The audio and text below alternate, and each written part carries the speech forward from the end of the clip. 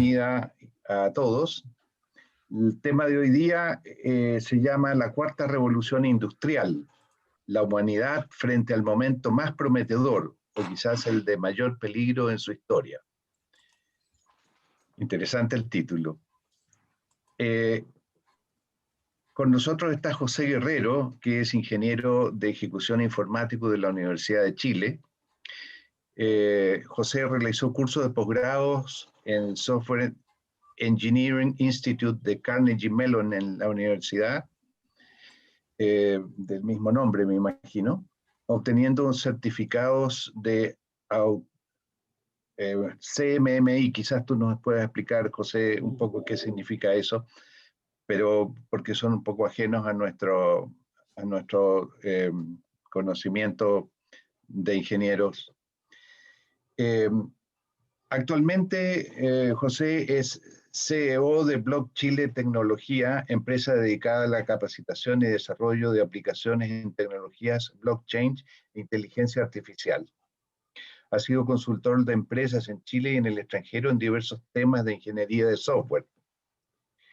Durante 10 años se desempeñó como académico part-time, dando cursos de diplomado en temas de ingeniería de software en las universidades de Chile y de Santiago. Bueno, con este currículum, José está más que capacitado para hablarnos sobre este tema que hemos denominado la cuarta revolución industrial.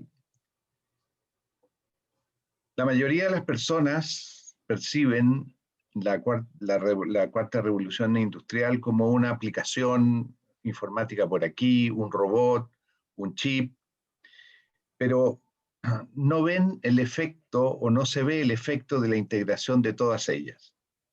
En esta charla, José nos mostrará un mundo lleno de infinitas, insólitas posibilidades que surge al juntar la inteligencia artificial, la tecnología blockchain, Internet de las cosas, los robots, los cyborgs y el transhumanismo, entre otras tecnologías. Entonces, José nos va a hablar sobre cada una de ellas y el efecto de la integración de todas estas tecnologías y cómo afectan o cómo van a ir afectando la vida actual nuestra y de nuestros hijos y nietos. Antes de dejar a José con ustedes, quiero agradecer a Lorena Barros, de la Dirección de Vinculación Externa de la Facultad de Ciencias Físicas y Matemáticas, por colaborar con nuestras presentaciones. También advertirles de que la charla va a durar unos 45 a 60 minutos, pero si José se entusiasma un poco más, también lo vamos a dejar que se extienda porque somos gente de mucho aguante. Y el tema es muy interesante. Después va a haber un periodo de consultas y estaríamos terminando como a las 8 de la noche. La charla esta va a ser grabada y está siendo grabada en este momento y después de unos días yo la distribuyo a todos los invitados. José, adelante con tu presentación. Ok, bueno, muchas gracias a Gustavo Pérez Canto y a Lorena Barros por la invitación y gracias a todos los que están ya en la sala ya por esta magnífica oportunidad de compartir estas inquietudes respecto de lo que pasa con la tecnología. Como decía Gustavo y como dice el título, tenemos un mundo en este minuto en pleno desarrollo tecnológico. Y muchas veces no nos damos mucho cuenta de las infinitas posibilidades que tiene. Se abre un mundo de increíbles alternativas para todos nosotros, para nuestros hijos, nuestros nietos, en los casos de los mayores, pero también de desafíos que de repente sobrepasan incluso la imaginación que nosotros podamos tener. Así que de eso yo los invito a hablar, a conversar. Creo que mi única expectativa al final es que concordemos en que son temas que sí es necesario que empecemos a conversar como sociedad. Entonces, ¿vamos a compartir pantalla, Lorena? ¿Sí? Sí, no hay problema. Ok, para empezar la presentación.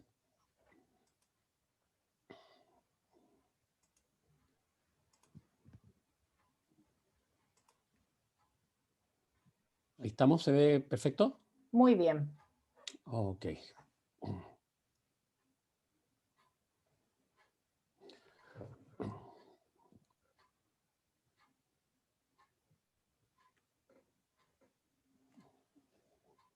Pero esto no está avanzando, ahí sí.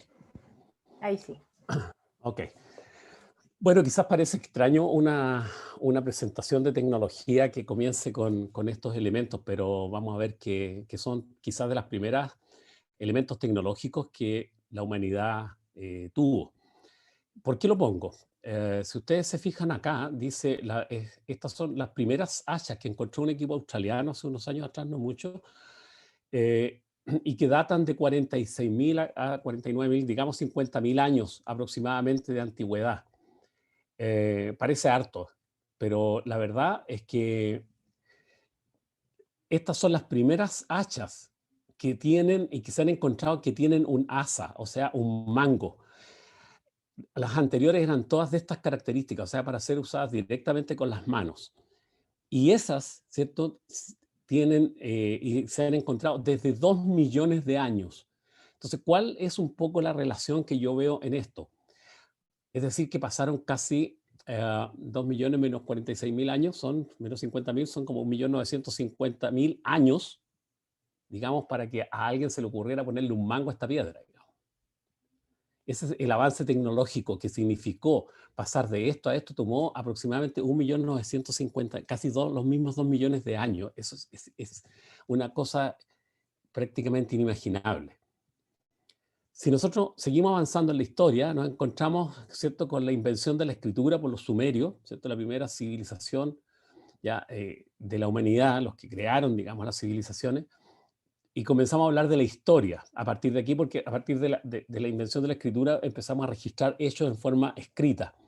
Pero la importancia, o sea, aparte de la importancia en sí mismo, ¿cierto?, que probablemente fue un tremendo avance, digamos, porque pone fin a la prehistoria,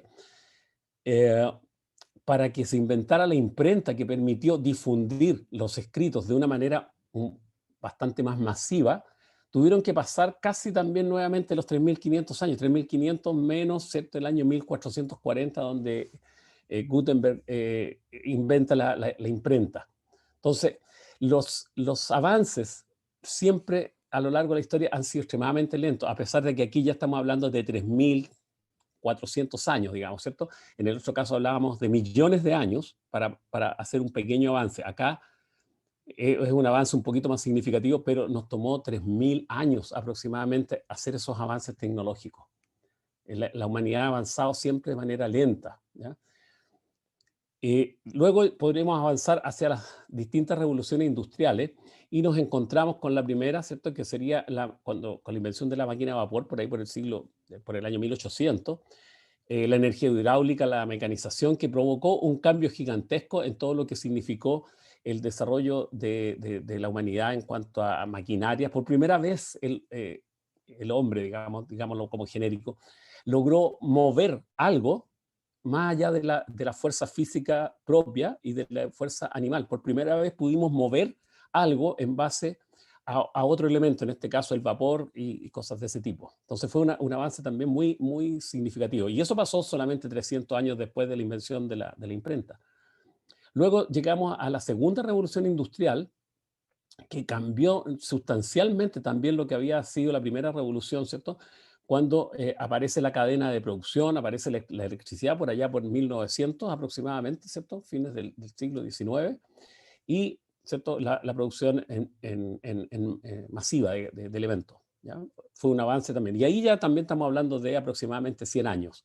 Luego nos vamos a la era informática, digamos los años 50, 1950 y casi hasta ahora, con automatización, digitalización y procesos, digamos, automatizados, bastando solamente unos 50 años, digamos, desde el término de esta etapa hacia esta otra.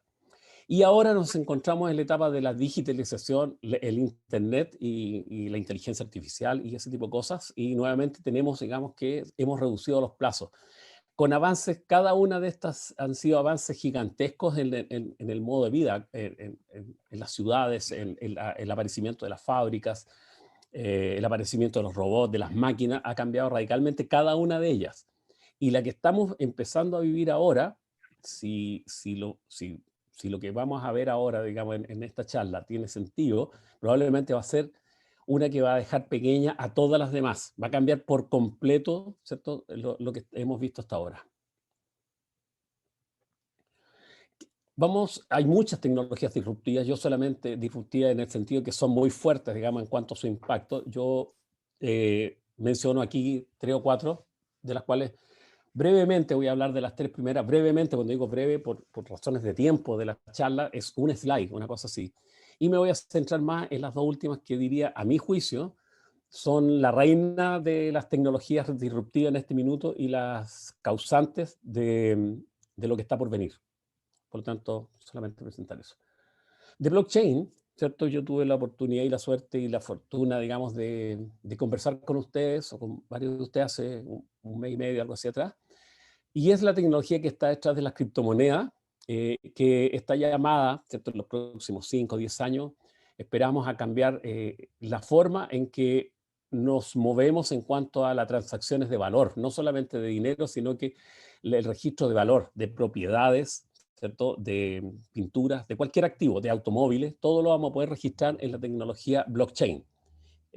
Sin necesidad de un tercero, como es hoy día. El tercero es un banco, una institución que hace de intermediadora. Esto va a ser directamente entre las personas. Es decir, podríamos imaginarnos un mundo en 10 años que empezara a surgir sin bancos, sin el registro de bienes raíces, por ejemplo, y cosas de ese tipo.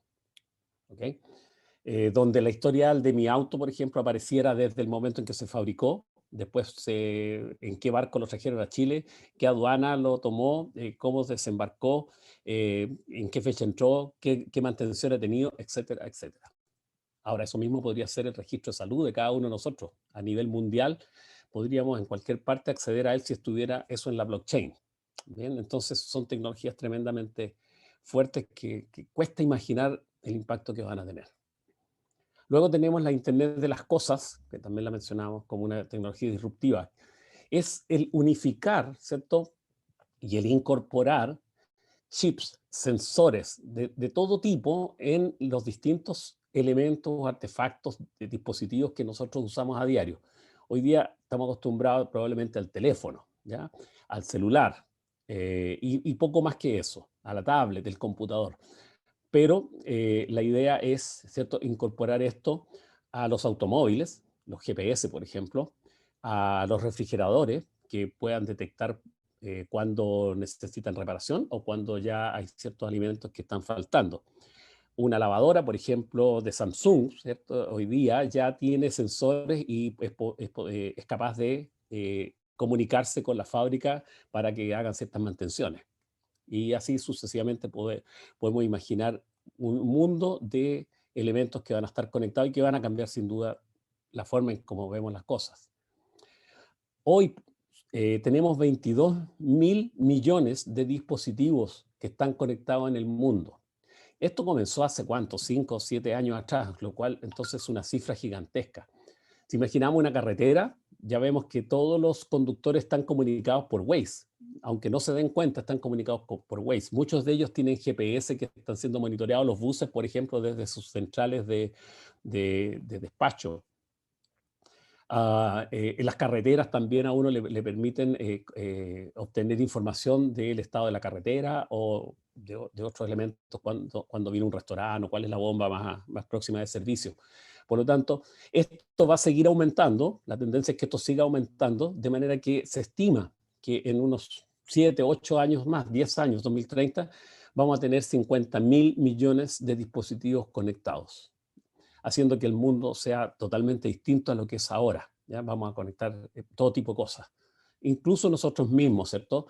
Vamos a estar siendo monitoreados a través de dispositivos en cuanto a nuestra la presión, el estado de salud, el estado, qué sé yo, cómo estamos siendo, cómo nos estamos sintiendo en ese minuto con nuestra central de salud que nos provee probablemente un seguro. ¿Okay? Entonces, Esa es un poco la Internet de las cosas. Y hoy día se está hablando del cross reality, que es hacer muchísimo más intensa la realidad que tenemos hoy día. Se habla de realidad aumentada. De hecho, lo que está en la base del cross reality es la realidad aumentada, pero llevada a un nuevo estadio, a un nuevo paso, donde la ropa esté con dispositivos, ¿cierto? Ah, la, aquí, permiso, voy a mover un poco esto porque me tapa justo.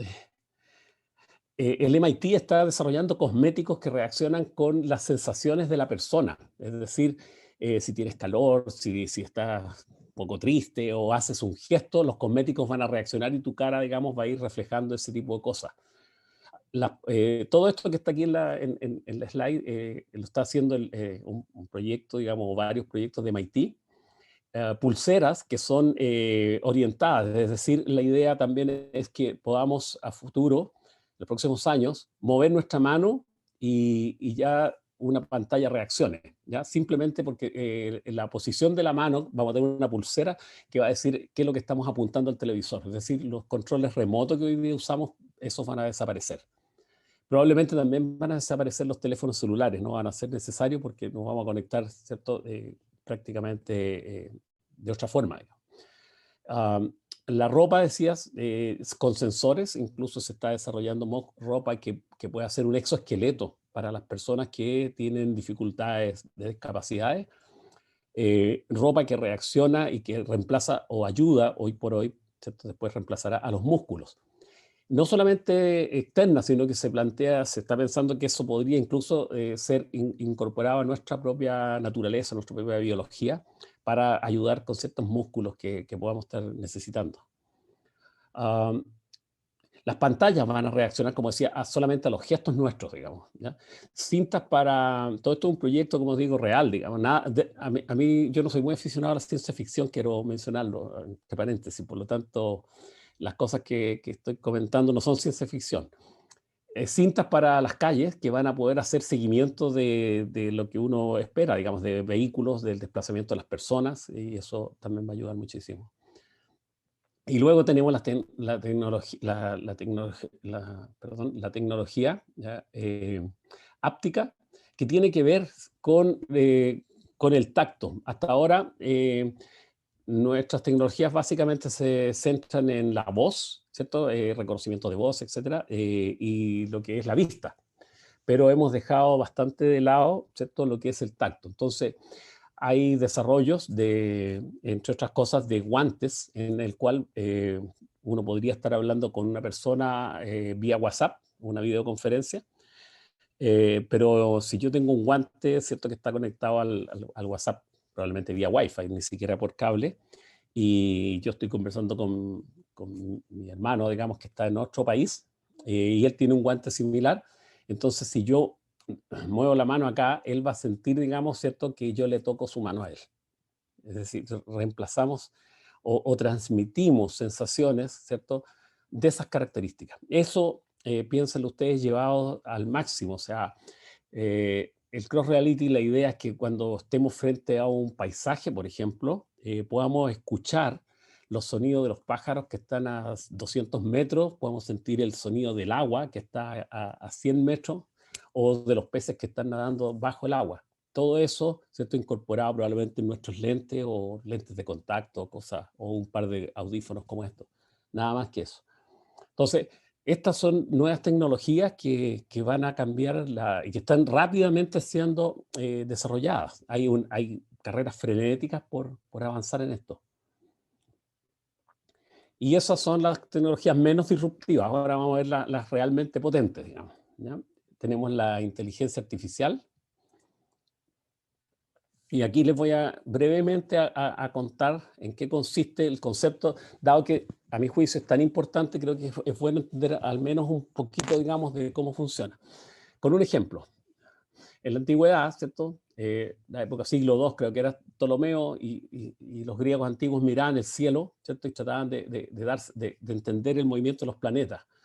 Y lo que dijeron y pensaron era que la Tierra estaba en el centro del universo y todos los planetas giraban alrededor de la Tierra, y el Sol y las estrellas estaban fijas, las estrellas fijas en el firmamento, y los planetas que ellos se daban cuenta que se movían, giraban alrededor de la Tierra. No sé si se ve acá, pero aquí se puede ver, digamos, cómo sería la trayectoria de Marte si efectivamente Marte girara alrededor de la Tierra. La verdad es que es una cosa así como una elíptica, digamos, que va girando, la verdad no tendría, tenía muy poco sentido, digamos, pero era lo que ellos podían imaginar, ¿ok? Obviamente no era ese el resultado, digamos, o sea, ni el modelo. Y luego, ¿cierto? Entonces vino Copérnico y dijo, no, lo que pasa, digamos, ¿cierto? 15 siglos después o 13 siglos después, el Sol, ¿cierto? Está en el centro de nuestro sistema solar y los planetas giramos alrededor de él, lo cual obviamente fue muchísimo más certero. Pero todavía no funcionaba bien porque él pensaba que las órbitas eran círculos concéntricos casi perfectos. Entonces no funcionaba muy bien cuando trataban de predecir el movimiento de los planetas. Pero ahí hubo un extraordinario astrónomo que se llamó Tycho Brahe, ¿ya? Que durante más de 10 años, obviamente a mano, noche tras noche, ¿cierto? Él estuvo anotando y tomando datos del movimiento de los planetas. En lo que se llamó las tablas, tiene un nombre, no me recuerdo bien cuál era el nombre de las tablas, ¿ya? Son las tablas de Tycho Brahe. Estos son obviamente muchísimos más cuadernos en los cuales él anotó todo lo que había. Y ese trabajo, ¿cierto?, le sirvió a Galileo y le sirvió a Kepler, Johannes Kepler, para hacer los verdaderos cálculos y concluir finalmente, ¿cierto?, con que las órbitas que seguían los planetas eran órbitas elípticas y no circulares. Y ahí, por supuesto, que el modelo ya calzó. Entonces, todo ese trabajo que tomó muchos siglos, digamos, ¿cierto?, hacerlo, hoy día con inteligencia artificial sería facilísimo y un problema típico de inteligencia artificial. Vamos a ver por qué. Bueno, ahí digo que la inteligencia artificial tiene básicamente dos grandes líneas, el Machine Learning y el Deep Learning, ya lo vamos a mencionar. Voy a saltarme esto. Creí que estaba más adelante, ya, no, vamos a volver atrás. Bueno, el Machine Learning, ¿cierto? Es simplemente, digamos, un conjunto de técnicas, en este caso un árbol binario o un árbol de distintos caminos, ¿cierto?, de probabilidades, en que básicamente, ¿cierto?, a partir de un conjunto de datos que nosotros ya tenemos, se va clasificando. Obviamente hacerlo a mano o con cualquier otra técnica, incluso haciendo un programa, sería muy difícil. Hoy día tenemos herramientas de inteligencia artificial que nos permiten hacer esto. Este es un caso que yo hice de una demostración para un equipo de fútbol nacional, ¿ya? Y tomé la base de datos, ¿cierto? Aquí no se alcanza a ver, pero lo que predice es el potencial que tiene un jugador, ¿ya? Entonces, simplemente, digamos, se le dan un montón de características, como se ve acá. Él dice, hay un valor, está la edad, en fin, las reacciones, la fuerza, la potencia, etc. Entonces, de acuerdo a una base de datos de miles de jugadores, y en este caso están todos, está Messi, está Ronaldo, están todos los jugadores, y esa es una base de datos pública que uno la puede usar. Entonces yo usé esa base y me dio, digamos, ¿cierto? Entonces después nosotros metíamos un jugador con esas características y nos clasificaba y nos daba, ¿cierto?, un potencial como el que está arriba, que dice 75.56 en este ejemplo. Esto es un caso muy sencillo, digamos, porque el Machine Learning son técnicas de estas características, ¿ya?, muy similares a las más tradicionales. El gran aporte de la inteligencia artificial viene por el lado del Deep Learning, ¿ya?, donde se simula un poco el comportamiento del cerebro humano. Y lo que hacemos acá, ¿cierto?, es cada una de las pequeñas esferas. Aquí no me funciona el mouse, creí que me iba a funcionar. De las esferas que están en la mano izquierda, ¿cierto?, en la primera línea, son lo que llamamos las neuronas. Las neuronas son una variable de la X variable que pueda tener un problema, puede ser la edad, puede ser la fuerza, puede ser la altura, en fin, ¿ya? Y eso se multiplica por un factor, que es un peso. Cada una de ellas, ¿cierto?, se hace esa sencilla operación, y los resultados se suman, ¿cierto?, y van siendo entrada para las siguientes neuronas que están en la segunda capa. Esto puede tener, las del medio son las capas ocultas. Todas tienen una capa de entrada y una capa de salida. La del medio son las capas ocultas. Como ustedes ven en este simple problema de detectar un número, que se ve a la derecha, ¿cierto? 0, 1, 2, 3, hasta 9, que es una imagen, podría llegar a tener, digamos, infinitas conexiones. Esto se va iterando y si dentro de las neuronas se van poniendo, digamos, distintas fórmulas. En este caso, por ejemplo, en alguna de estas neuronas del medio, ¿cierto? De las capas interiores, tiene que haber una ecuación del tipo x cuadrado más y cuadrado igual r cuadrado, que va a ser la que finalmente va a resolver, ¿cierto? En la parte superior del 9, o sea, el 9 se va a separar en un círculo, ¿cierto? Y una rayita y una línea. La línea obviamente va a ser encontrada, ¿cierto? En base a iteraciones y en base a distintas fórmulas que están integradas dentro de la red. Una como una línea, ¿cierto? Y va a responder a una ecuación lineal y la otra va a responder a una ecuación del círculo, ¿ya? En este caso, bastante sencillo, pero no por eso, digamos, menos complejo en su funcionamiento. Pero esa sería la lógica, ¿cierto?, que haría. Es demasiado largo que empiece a explicar cómo se hace, digamos, esto, ¿ya? Los filtros que hay y ese tipo de cosas. Pero lo que se hace es ir descomponiendo en cosas muy simples, ¿cierto? Las primeras capas detectan solamente formas. Entonces, si yo detecto si a mí me dicen que una capa es que yo estoy detectando una fotografía y debo detectar un rostro, primero detecto, digamos, ¿cierto? Las formas de la cara, digamos. Entonces digo, puede ser un rostro. Y después detecto si hay ojos, si hay una vertical acá, digamos, ¿cierto? Una raya más abajo que podría ser la boca, etcétera, etcétera. De esa manera nos vamos aproximando y vamos volviendo atrás si es que no estamos muy cerca, ¿ya? Eso se llama backpropagation, ¿cierto? Entonces vamos aproximándonos de esa forma Entonces, un león, por ejemplo, una imagen de un león, en principio sería como algo de la derecha, o sea, habrían como algunas líneas detectadas y después, ¿cierto? Se iría, porque hasta ahí todavía podría ser un puma, podría ser un buey que está echado, un toro, ¿cierto? En fin, podrían ser muchas cosas. Entonces, se va refinando, ¿cierto?, el análisis. Esto requiere millones y millones de cálculos, ¿ya? Es por eso que la inteligencia artificial solamente en los últimos años se ha desarrollado con fuerza gracias a la enorme capacidad de procesamiento y todavía es una demanda muy fuerte el procesamiento para lograr cosas relativamente sencillas, ¿ya? Pero sí funciona. Entonces, pero más allá de entender el funcionamiento interno, ¿qué cosas nosotros podemos entender fácilmente? Hay un cambio gigantesco en lo que es la programación tradicional versus la programación con la inteligencia artificial. Esta ha venido a cambiar radicalmente ese concepto. Normalmente nosotros teníamos datos que tomábamos de facturas, por ejemplo, y hacíamos un programa, ¿ya? Y el programa nos entregaba el libro mayor de contabilidad, por ejemplo, ¿ya? El mayor diario de movimiento. Entonces, esto obteníamos el resultado. Teníamos los ingredientes, luego alguien podía escribir una receta y si uno seguía la receta, obviamente obtenía ese plato. Eso es lo que hemos hecho siempre en programación. ¿Ya? Perdonen el ejemplo, pero no se me ocurrió otro mejor ni más didáctico. ¿Ya? Datos, una receta que hace, ¿cierto? Si uno sigue todos los pasos, va a obtener ese plato. Pero ¿qué pasa, ¿cierto? Si yo tengo los datos y tengo el plato y no tengo idea cómo se hizo, ¿ya? Y quisiera repetirlo. No hay forma hoy día de hacerlo, a menos que yo use inteligencia artificial, que eso es lo que hace. Yo tomo los datos, ¿cierto? Los resultados. Perdón, hay un ruido, ¿o no? Sí, voy a desactivar un audio. Ahí parece, sí. Gracias. Sí. Gracias, Lorena. Entonces tenemos los datos y tenemos los resultados, pero lo que hace la inteligencia artificial me entrega el programa. Entonces me entregaría, en este caso, ¿cierto?, la receta.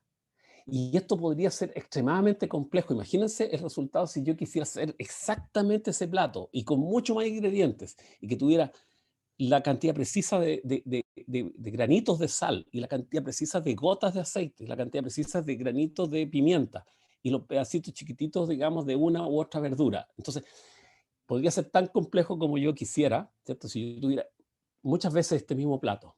Y la inteligencia artificial es capaz de decirme exactamente, digamos, ¿cierto? Esto es con una precisión del 95, 98%. Esta es la receta. Entonces, me descubre el programa. Por eso que se dice muchas veces que no sabemos cómo funciona la inteligencia artificial. No sabemos qué es lo que está haciendo. Y es así. O sea, porque no me importa tampoco mucho, digamos, cómo lo está haciendo. Como vimos delante, la red neuronal es tan complejo que yo podría hacer un despliegue de las variables, pero no voy a entender nada. Nada, ¿ya? Porque ¿por qué puso ese parámetro? Esto voy en la iteración número 5.000 millones, no sé cuánto, digamos, ¿cierto? Y voy a mirar unos parámetros ahí que siguen iterando, digamos, y al final lo que va a hacer, me va a decir, esto es un león, digamos, en este caso, o esta es la receta. En este caso, por ejemplo, ¿y por qué la inteligencia artificial es importante? Es que acá tenemos una base de datos pública, ¿cierto? Que tiene 14 millones de imágenes. En esto hay mucha información. Uno puede usar muchas cosas para trabajar con inteligencia artificial. Y si ustedes miran acá, ¿cierto? Lo que me pareció importante acá, en una competición organizada por esta organización, ImageNet, ¿cierto? En el año 2012, dice, en la primera competición que fue, ¿cierto? Antes del 2012, los equipos tenían que detectar, ¿cierto? Las imágenes, si eran caras, si eran, qué sé yo, lo que se estuviera mostrando, ¿ya? Con programación. Los equipos tuvieron un éxito relativo. Cada equipo obtuvo al menos un 25% de error, ¿cierto? Por ahí por el 2011. En el 2012, ¿cierto? El primer equipo que usó Deep Learning, es decir, redes neuronales o inteligencia artificial profunda, fue el único equipo que obtuvo una tasa de error menor que el 25%. El único, ¿ya? De todos los equipos que participaron. Y si seguimos avanzando, ¿cierto? El año siguiente, casi todos los equipos, ¿cierto? Que usaron inteligencia artificial tuvieron menos del 25%. Y en el 2017, ¿cierto?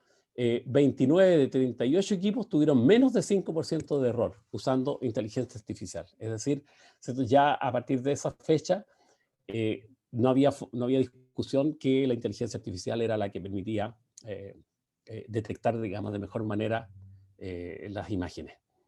Entonces, en base a eso,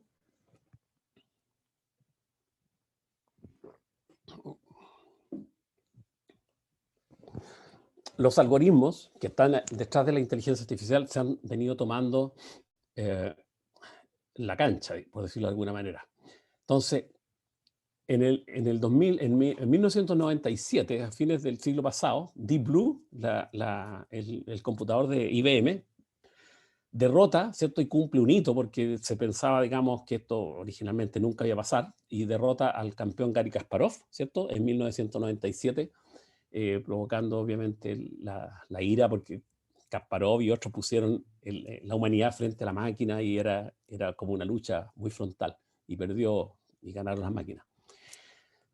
Pero luego, ¿cierto? En 2016, ¿ya?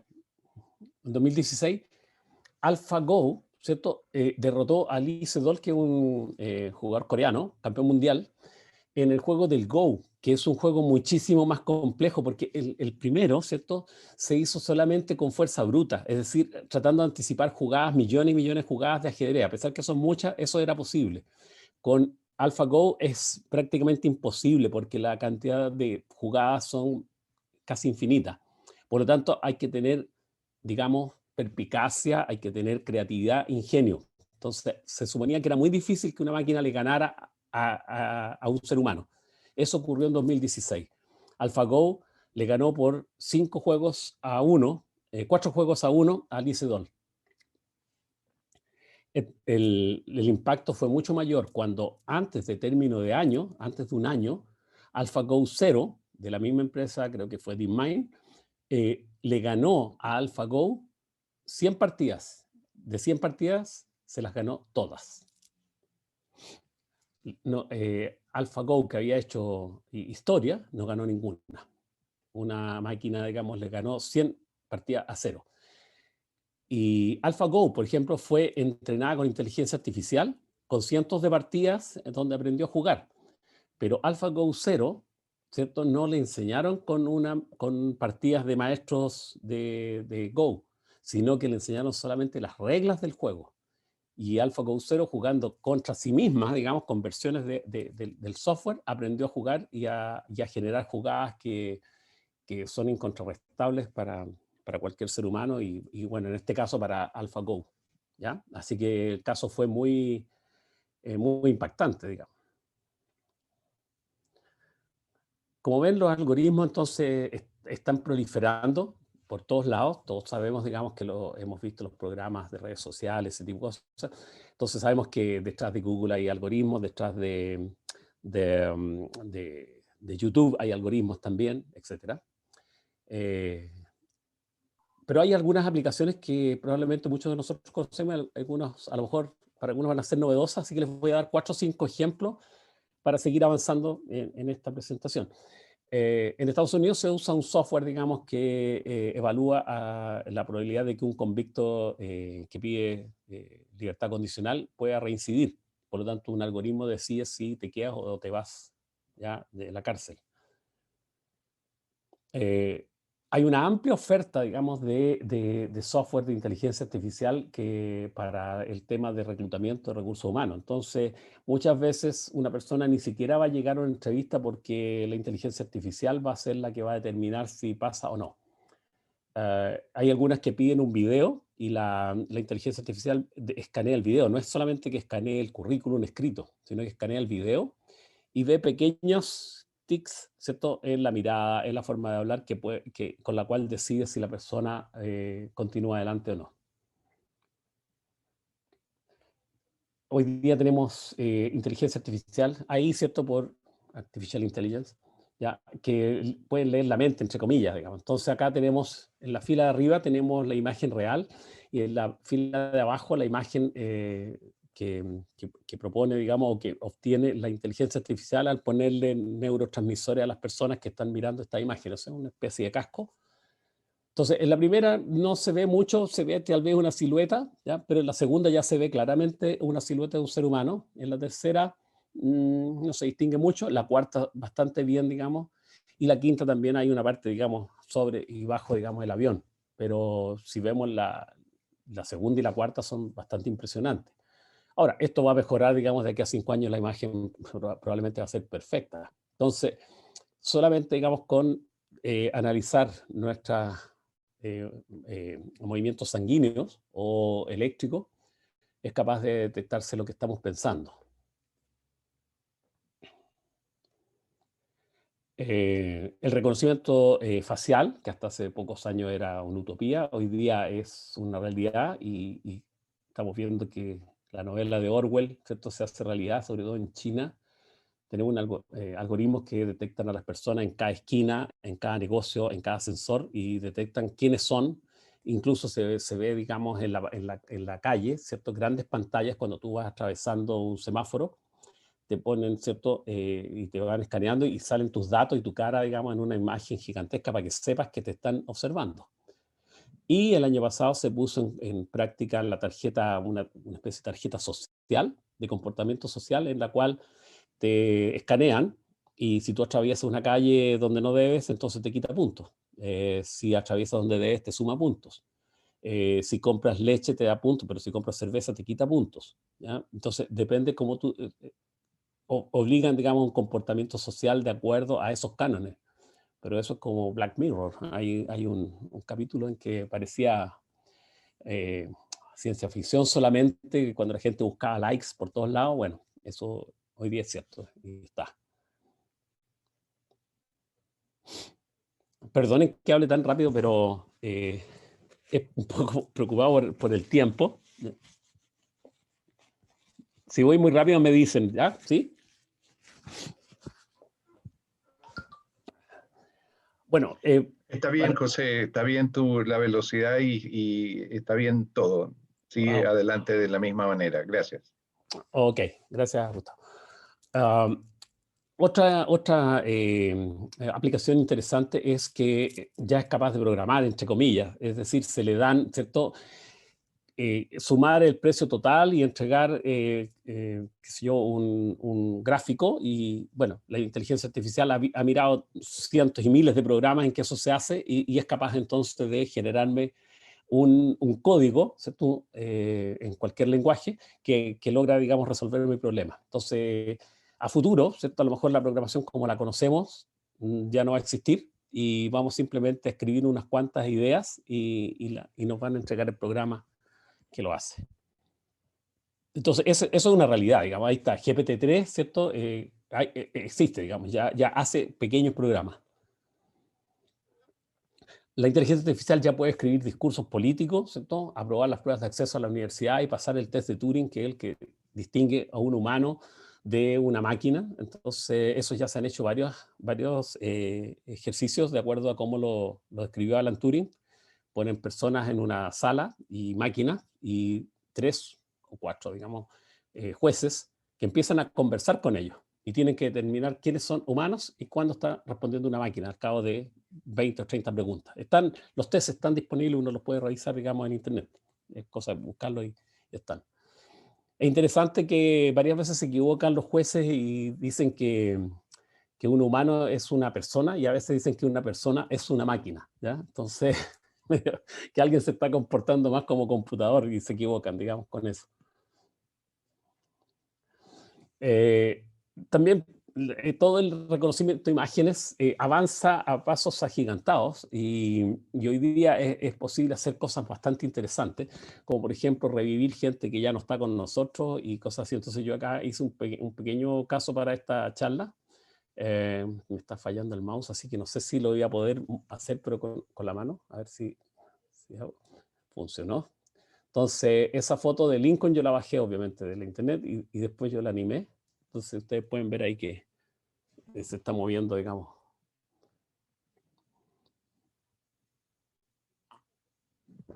Pestañea, ¿cierto? Y hace gestos bastante aceptables, digamos.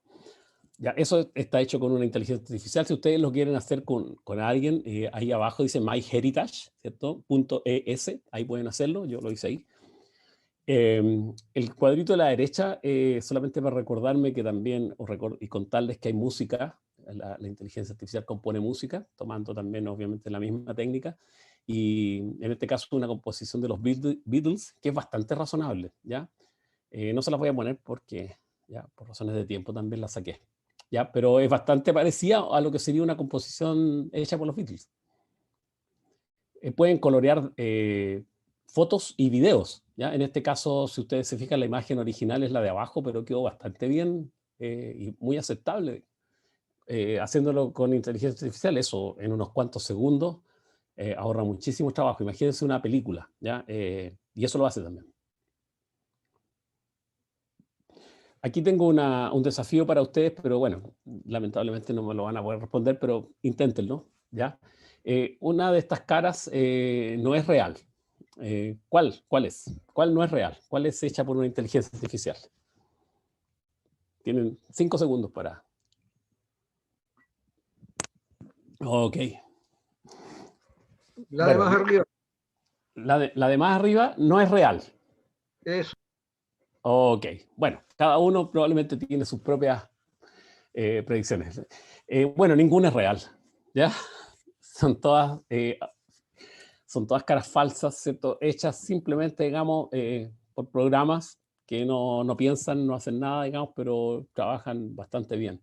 De hecho, hoy día ya hay unas estrellas de rock que dan conciertos en Japón y que son simplemente un holograma hecho por ¿ya? Entonces la música es compuesta por una inteligencia artificial, el que canta también, etcétera, etcétera, ¿ya? Eso lo pueden hacer en esta link que está ahí, ¿ya? Cada vez que entren, les va a entregar una cara distinta, ¿ya? Funciona así. Uno entra, ¡pop!, y tira una cara a lo ancho de la pantalla. Entonces yo lo hice 3 veces y me entregó esas 3 caras. Se llama This Person Doesn't Exist, o does not exist.com, ¿ya? Aplicación. Bueno, si juntamos lo que hemos visto, ¿cierto? Hemos juntado imágenes, hemos juntado caras, ¿cierto? Podemos hacer fake. Entonces, aquí vamos a ver un fake, que en la mitad del video ocurre algo que al principio no tiene mucho que... Muy raro, es el presidente Obama, ¿cierto? que We're entering an era in which our enemies can make it look like anyone is saying anything at any point in time, even if they would never say those things. So, for instance, they could have me say things like, I don't know, Killmonger was right, or Ben Carson is in the sunken place, or how about this? Simply, President Trump is a total and complete dipshit. Now, you see, I would never say these things, at least not in a public address, but someone else would. Someone.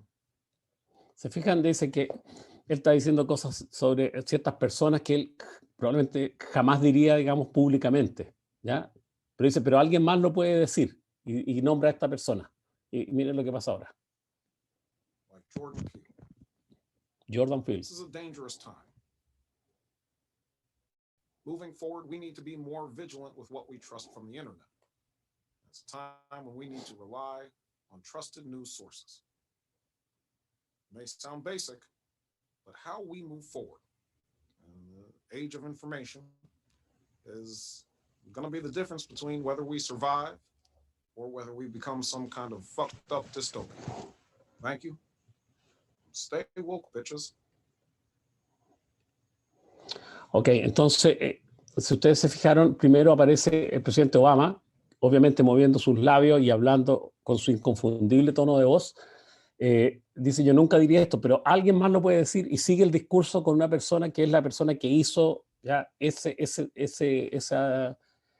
video, y su voz, él dice cualquier palabra, y su voz es traducida por la inteligencia artificial al tono de voz del presidente Obama. Y los movimientos de la expresión del presidente son hechos por la inteligencia artificial también.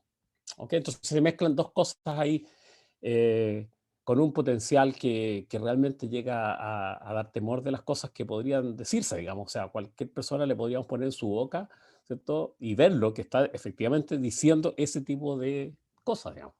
Entonces, ojo con eso, ¿ya? La inteligencia artificial, una de las cosas más impresionantes, pero no tan conocida, logró descifrar, digamos, ¿cierto?, el plegado de las proteínas, ¿ya?, en los organismos vivos. Esta persona, digamos, ahí lo tengo tapado yo, ustedes lo están, ¿ya? Dice, esto va a cambiar la medicina y va a cambiar la investigación y la bioingeniería, lo va a cambiar todo, porque realmente son avances que eran impensados y que como seres humanos jamás probablemente habríamos podido entender cómo se va a plegar una proteína, ¿ya? Y eso tiene que ver, digamos, con los tejidos, con las futuras vacunas, con detectar enfermedades. Realmente se lo va a cambiar todo. Vamos a ver más de esto un poquito más adelante. Con todo este potencial que hemos descrito, no es raro que el presidente Putin haya dicho hace unos 4 años atrás, 2017 creo que fue, el futuro pertenecerá a quien domine la inteligencia artificial. El primer país que la domine, ¿cierto?, va a dominar o a gobernar el mundo. Sin duda, digamos. O sea, las aplicaciones son muy potentes, muy grandes.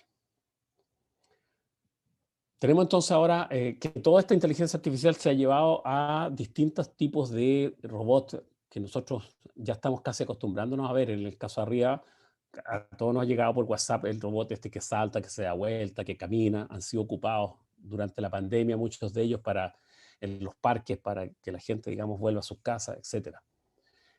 A futuro vamos a tener, digamos, y esto es bastante incipiente, nanotecnología con robots que van a estar circulando, digamos, en nuestro ADN, trabajando y haciéndonos algunas cosas, digamos, dentro de nuestro organismo. Esa es la parte de los robots que se están trabajando hoy día. Hemos visto también, hay dos tipos básicamente de robot en la medicina, bastante conocidos. Da Vinci, que es un robot que opera por sí solo, pero son las manos de los cirujanos. Los cirujanos pueden estar en otra sala, incluso podrían estar en otra ciudad, ya, en otro país, y Da Vinci, ¿cierto?, ayuda mucho con la precisión de las cosas que tiene que hacer el cirujano. Y la diferencia con STAR, que es más nuevo, es que STAR, ¿cierto?, actúa por sí solo. Es decir, las cosas que hace, que son básicamente todavía de sutura y pequeños cortes, eso lo hace sin intervención de seres humanos. Entonces hay una diferencia importante y un avance fuerte, obviamente todo con inteligencia artificial. Tenemos drones, vehículos autónomos. El de arriba son 3.200 drones sincronizados, ¿cierto? Están en la noche, que dan, están mostrando ahí, parece ser, es la estación internacional, ¿ya? Porque esto fue hecho en China. Los camiones en Estados Unidos, ya hay camiones que han atravesado uno o más estados por las carreteras y las autopistas sin conductor. Hay muchos viajes ya de autos y camiones que se han hecho. Y luego están los drones, en lo cual hay una verdadera carrera. Está Hyundai, está Uber, está, bueno, el propio Elon Musk con Tesla y otras más, que están trabajando por los drones personales. Es decir, no se extrañen que a lo mejor el próximo auto que cambiemos o compremos sea un dron y no un auto, digamos. Y con el dron nos vamos a poder ir al trabajo o volver, o ir a la playa y volver, ¿ya?, en un dron personal para 1 o 2 personas o 4. Entonces hay una carrera frenética. Se esperaba liberar los primeros drones el año 2021, pero con la pandemia probablemente eso va a tener que esperar un poco más, digamos. Pero los primeros drones personales ya estarían en esa línea. Aparte de las infinitas otras aplicaciones en ayuda, en medicina, etcétera, transporte. Google se comprometió a no desarrollar armas autónomas, en este caso con los drones, ¿ya? Siempre tememos que un dron pueda tomar la decisión de hacer un ataque o algo así, digamos, ¿cierto? Es complejo. Pero cabría preguntarse si los drones fallan más o menos que los seres humanos. A veces, si los seres humanos toman las decisiones, podrían ser peores, digamos. No sabemos. Se usa mucho, por ejemplo, ya la imagen, el reconocimiento de imágenes para diagnóstico de imágenes de escáner, por ejemplo, y tienen casi invariablemente más éxito que los especialistas para detectar un cáncer de tal o cual tipo. El análisis de la imagen es muchísimo más precisa por inteligencia artificial que por los mejores especialistas. Entonces, que la decisión la tome una inteligencia artificial, no siempre es más mala, digamos, ¿cierto? Ni hay que temerle tanto, en ese caso. Bueno, con esto, ¿cierto? Espero haber llegado y que estemos entonces listos para ver esta parte. La singularidad tecnológica es un momento crucial. ¿Qué es lo que es la singularidad tecnológica?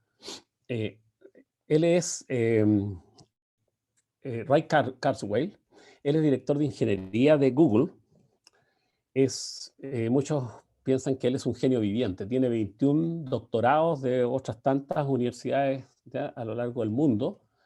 Él inventó la primera máquina que traducía texto a voz, ¿cierto?, antes del año 2000, para que los ciegos pudieran acceder a libros y cosas así. Incluso tiene un Grammy en la música porque fue el inventor de los sintetizadores Kurzweil, que se usan en muchos grupos, digamos, y es su apellido, Ray Kurzweil. Es un verdadero genio, ha escrito muchos libros, y uno de los más importantes, ¿ya?, muy complejo, ¿ya?, tiene infinitos datos. La singularidad está cerca, y él es el autor de esta teoría, digamos, que les voy a comentar. ¿En qué se basa, digamos? Se basa, digamos, Kurzweil en la teoría de Gordon Moore, que dice que los chips, ¿cierto?, y el procesamiento, la ley de Moore, ahí como dice que los computadores duplicarán su capacidad cada 2 años, ¿ya? Entonces, en la parte, ¿cierto?, acá dice el promedio del precio de los transistores, ¿cierto?, ha ido cayendo, ¿cierto?, para igual capacidad, ¿cierto? Cada vez, ¿cierto?, se reduce la mitad, o por el mismo precio yo puedo comprar el doble de capacidad, ¿ya?, cada 2 años. Entonces se va multiplicando por 2, por 2, por 2, por 2, ¿ya? Entonces, y eso se ha venido cumpliendo así por 40 años aproximadamente, ¿ya? Entonces acá también vemos, ¿cierto?, los procesadores que van subiendo en capacidades cada 2 años, ¿ya? El número de transistores que está en un centímetro cuadrado, por ejemplo, dice 1000, 5000, 10.000, etcétera, etcétera, hasta 20.000 millones de transistores. Entonces, esto se va multiplicando en forma exponencial. Estas son tablas logarítmicas, por ahí creo que lo dice, ¿ya? Son tablas logarítmicas, ¿ya? Por eso que son rectas las líneas. Entonces, eso hace, digamos, que la tecnología, y por eso aquí engancho con lo que vimos en la primera slide, la lentitud que teníamos, ¿cierto? En esas primeras épocas de la humanidad, ¿cierto? Y después en la Edad Media, incluso en la Revolución Industrial, hoy día, ¿cierto? Eso se está duplicando cada 2 años, ¿ya? Entonces, el avance es gigantesco. Entonces, dice que como es exponencial, ¿cierto? En 30 pasos, como dice acá, ¿cierto? 30 pasos va a ser 1 billón de veces más la potencia que tengamos. Cuando nosotros hablamos, mira, si nosotros avanzamos un paso cada año, bueno, en 30 años estaríamos 30 pasos más allá. Pero como esto es exponencial, en 30 años vamos a estar 1 billón de veces más allá. Si estamos hablando de tecnología, imagínense lo que significa 1 billón de veces más allá de lo que estamos hoy día. O sea, ¿ya? Eso es algo que cuesta imaginar. Entonces, con esta capacidad de proceso podríamos alcanzar, podríamos alcanzar la singularidad tecnológica. Bueno, esto es un poco más de lo mismo, ¿cierto? La adopción de tecnologías, ¿cierto? Que cada vez es más rápida, y este aumento de la velocidad hace que la humanidad haya avanzado, ¿cierto? Dice, se ha incrementado también que el avance que tuvo la humanidad en 20.000 años es comparable al que hemos desarrollado en los últimos 100 años. O sea, la humanidad durante 20.000 años, 1 millón de años, prácticamente no avanzamos nada. Hasta el 1900, ¿cierto? No avanzamos nada. Y en 100 años, hoy día, ¿cierto? Estamos en la Luna, estamos en Marte y estamos haciendo todo lo que vemos hoy día. Entonces, el crecimiento de la tecnología, acá abajo también se puede ver, ahí hay distintos tipos de... El que vemos en la parte de abajo creo que es la invención de la escritura, ¿cierto? En fin, es bastante pequeño, digamos, ¿ya? Pero los avances se van sumando y van haciendo que nosotros vayamos avanzando rápidamente. Cada avance, la internet aparece por aquí, el iPad, en fin, todas estas cosas, digamos, ¿cierto? La inteligencia artificial, en un menor tiempo van produciéndose, ¿ok?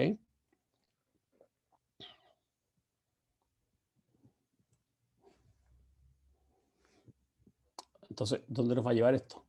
Acá hay una comparación de la computadora del Apolo con lo que podemos comprar hoy día, digamos, o sea, una cosa increíble, digamos, esto costaba millones de dólares la computadora del Apolo, y hoy día superamos por millones de veces, digamos, esa capacidad en un celular y cuesta, no sé, $200. En fin. El costo de secuenciar el genoma humano, ¿cierto? Hace 20 años, 2001, costó $100 millones. 100 millones de dólares. Hoy día cuesta menos de $100, lo podemos hacer, digamos, por internet, lo mandamos, ¿cierto? Mandamos una gota de saliva y nos llega el análisis del genoma. Menos de $100. O sea, la tecnología avanza a ese nivel de magnitud. Alguien podría decir, y todavía estamos en la duda, si vamos a ser capaces como humanidad de mantener ese ritmo de crecimiento. Es una duda importante. Puede ser que se detenga, va a haber un límite físico para los condensadores y los chips, por ejemplo. Pero IBM ya anunció, ¿cierto? Ustedes ven acá, 6 de mayo del 2021, ¿ya? O sea, no hace nada, hace 4 días atrás, anunció un chip de 2 nanómetros para el 2023, con 50.000 millones de transistores en el tamaño, obviamente, de una uña. Eso casi duplica, digamos, lo que tenemos hoy día en los transistores, ¿ya? O en los chips. O sea, esto sigue avanzando. Y por otro lado, ¿cierto? Tenemos el computador cuántico, ¿ya? Y el disco de ADN. Ambos están funcionando y hay ya a nivel experimental funcionan, ¿ya? Falta hacerlos comercial, pero el computador cuántico funciona. Eso va a cambiar. Hoy día nosotros trabajamos en base a bits. En un bit yo puedo almacenar 2 valores, 0 y 1. En 2 bits puedo almacenar 4, 0, 1, 0, 0, 1, 1. Bueno, los computadores cuánticos funcionan, ¿cierto? En base a qubit. Entonces yo puedo almacenar en un mismo qubit, puedo almacenar, ¿cierto? 0 y 1 a la vez, y 1 y 1 y a la vez, entonces puedo almacenar 4 valores en un qubit. Eso significa, digamos, que en vez de multiplicar 2 por 2, tendría que multiplicar 2 elevado a 4, etcétera, etcétera.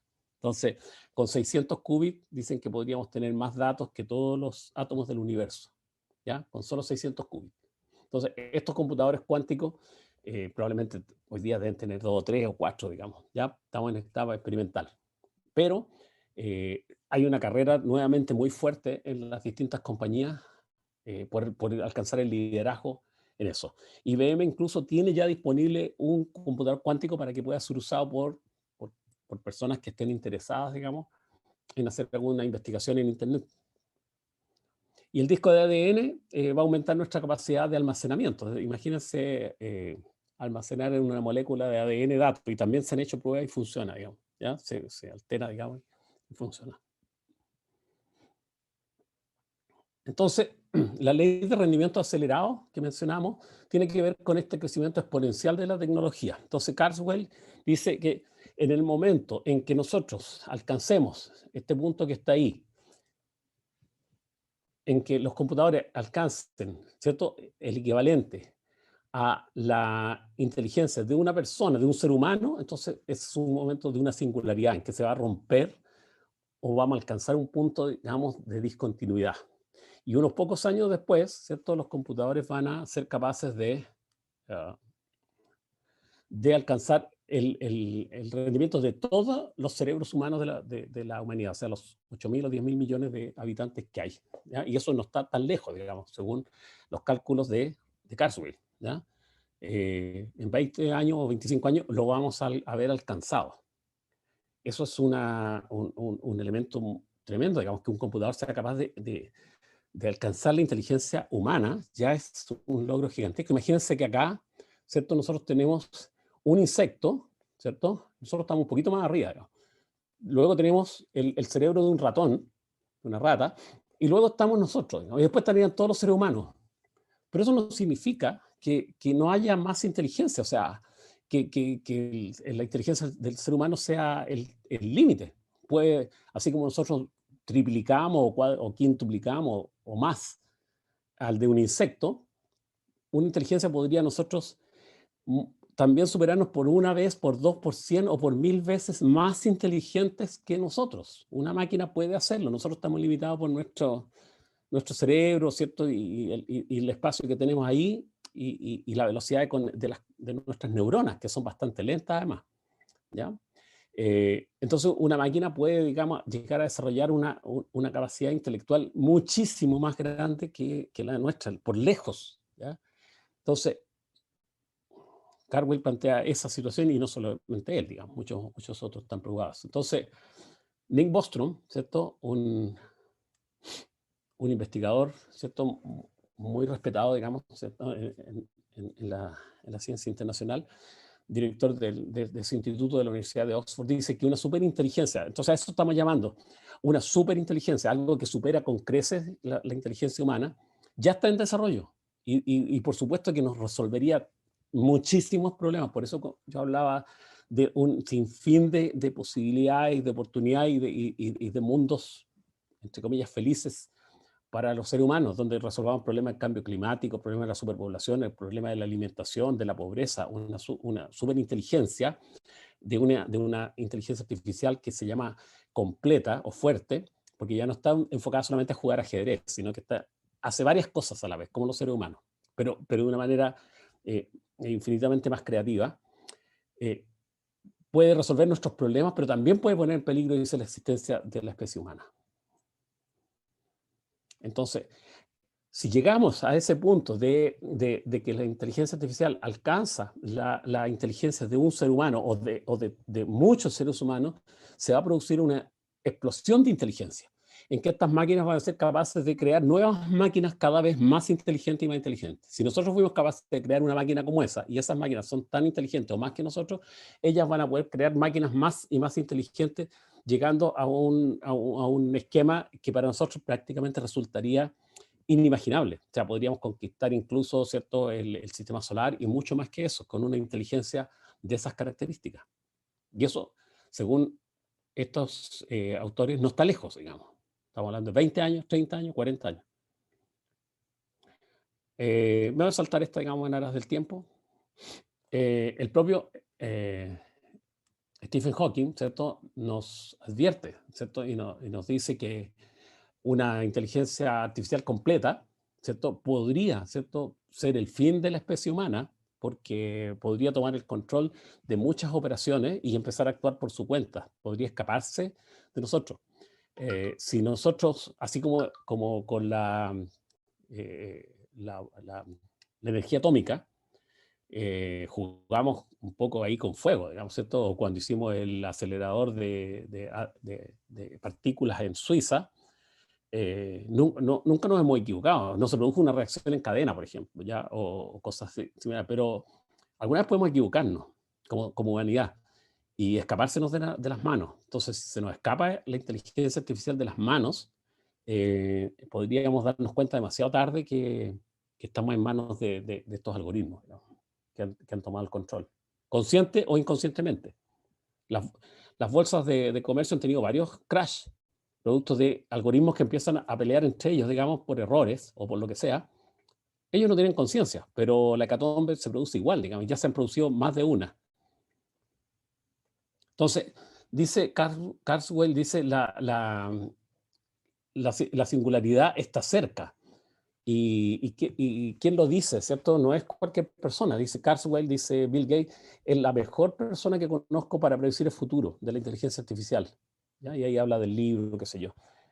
Carswell ha hecho cientos de predicciones y se estima que el 86% de ellas han sido exitosas. De hecho, él fue el que predijo que una máquina le iba a ganar al campeón de ajedrez y que una máquina le iba a ganar al campeón de Go. Pero se equivocó, porque dijo que iba a ser un par de años después y fue antes. O sea, la equivocación en este caso no fue ¿ya? Un error, digamos. Entonces, cuando él dice esto, puede que tenga mucha razón. Ahora, todas estas tecnologías, ¿cierto? Tienen impacto, obviamente, en los negocios, tienen impacto en la administración del Estado y en un montón de cosas más, pero una de las partes más importantes es en nuestros propios cuerpos, digamos, ¿cierto? En nuestra salud, etc. Entonces voy a ver eso en este pequeño apartado y después ya estaría casi a terminar, casi en la hora, pero me queda un poquito. Hugh Herr, ¿cierto? Es un investigador del MIT, él ha dedicado su vida a la investigación, en este caso a las prótesis. Él perdió sus piernas escalando cuando tenía algo así como 17 años. Y ha dedicado toda su vida, digamos, ¿cierto? A esto. Y las primeras prótesis eran muy buenas, pero él no las sentía. Entonces, si bien se articulaban muy bien, no las sentía. Pero hoy día, con la inteligencia artificial, esas prótesis le envían señales a su cerebro. Entonces, él siente las prótesis como si fueran de él. Entonces él dice que siente como si fueran sus propias piernas y no logra distinguir, ¿cierto? La diferencia entre un pie real de lo que son las prótesis. Entonces uno debería preguntarse, ¿él sigue siendo un humano o ya no es un humano? Si él siente que hay partes metálicas que las siente como propias. Científicos incluso de la Universidad de Valparaíso imprimieron un ojo biónico en que tiene partes mecánicas y partes biológicas, ¿ya? Y que la idea, digamos, entonces es implantarlo y mejorar la vista de personas y cosas y animales, qué sé yo. Kevin Warwick es un investigador inglés en que él comenzó a explorar consigo mismo. Entonces él se implantó distintos dispositivos en sus brazos para hacer pequeños movimientos al principio. Luego se implantó otro dispositivo, un segundo dispositivo, que el de la derecha, y logró manipular objetos, pero la prueba para hacerla un poco más atractiva, él se fue a Estados Unidos y manipulaba objetos que estaban en Inglaterra, desde a distancia, ya a través de Internet. Y el último logro fue que creó un cerebro, ¿cierto? Unas neuronas, ¿ya? En laboratorio, y esas neuronas son capaces de controlar un pequeño robot, ¿ya? Que hace algunos movimientos y que es controlado por estas neuronas. Entonces estamos hablando de una máquina con, entre comillas, un cerebro biológico. ¿Okay? En la estación espacial, los rusos imprimieron una glándula tiroides, ¿cierto? Que se supone que es para una rata y que aparentemente funcionaría. El equipo dice que no hay nada imposible después de este experimento, o sea, se puede pensar a futuro en imprimir hígados, páncreas o cosas de ese tipo, que nos vamos a beneficiar como seres humanos de eso, digamos.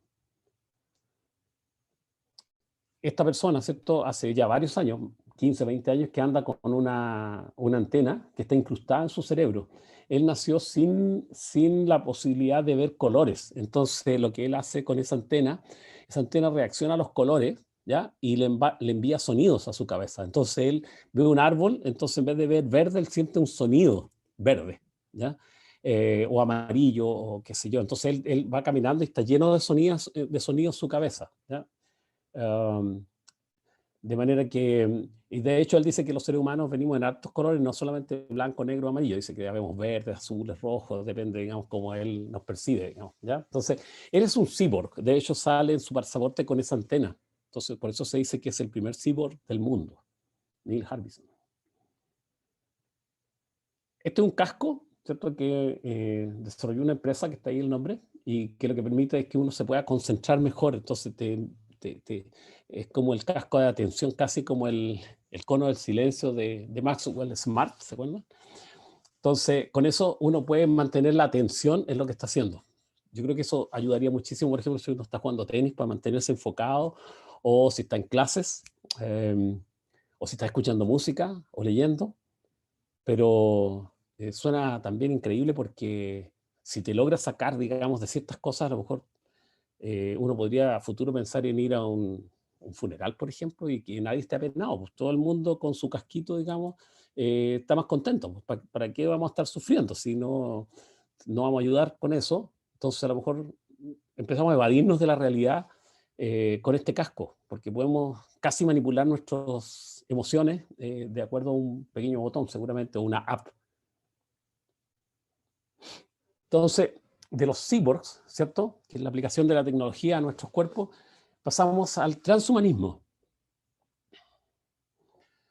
Él es, ¿cierto?, Richard Feynman, que es uno de los científicos más importantes del siglo XX. Se dijo en un momento que era el hombre más inteligente vivo en el mundo, y el más honesto también dijeron, lo cual ya, suena muy bien.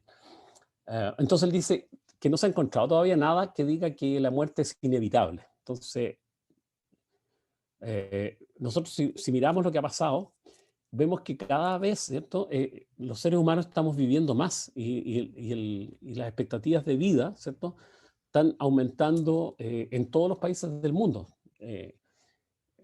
En 1840, digamos, ¿cierto?, la expectativa de vida promedio mundial era como de 30 años. Hoy día estamos hablando de 80, 85 años, ¿ya? Y esto sigue aumentando.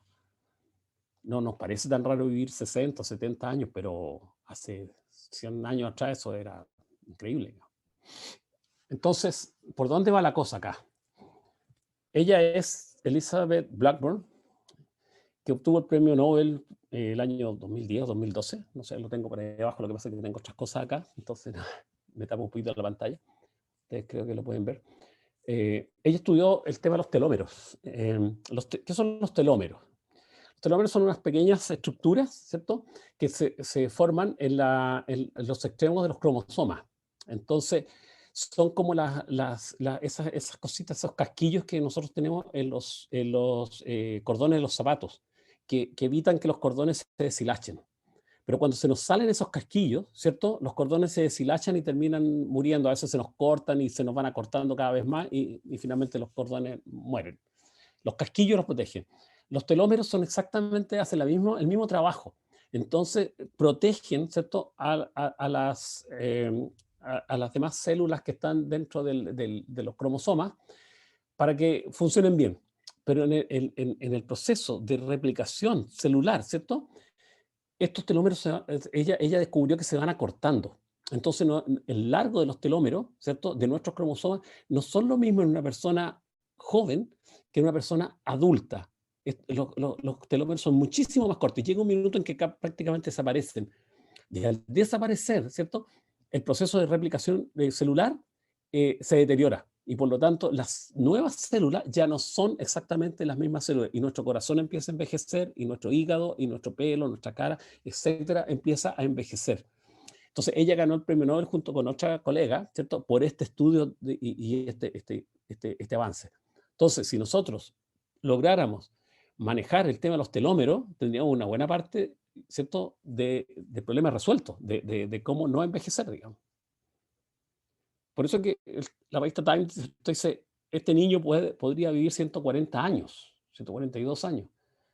Y la doctora María Blasco, una doctora española, ha hecho muchas investigaciones con esto, escribió ese libro que está ahí, y probablemente ella ha sido también, ha sido postulada al premio Nobel, y ojalá que lo pueda ganar. Ella ha hecho experimentos con los telómeros en ratas y ha logrado expandir la vida de las ratas, ¿cierto? Manipulando los telómeros, ¿cierto?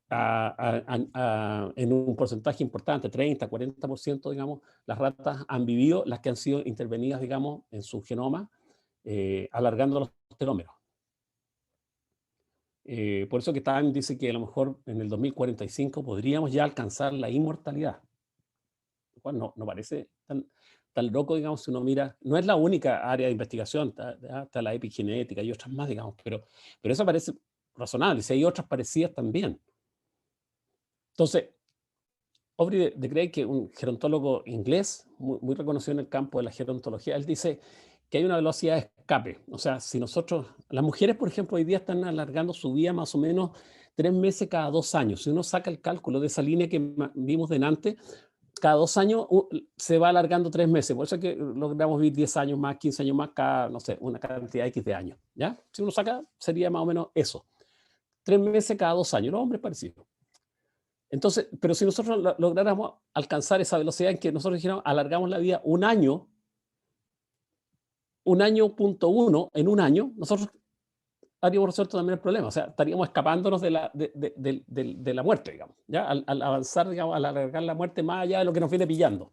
¿Ya? Eso es un poco lo que dice. Y él está trabajando mucho en eso. Bueno, ella es un caso curioso, por eso puse el curioso caso, así como el curioso caso de Benjamin Button. Ella dice que tiene 49 años, ¿ya? Se ve muy bonita, digamos, para los 49 años.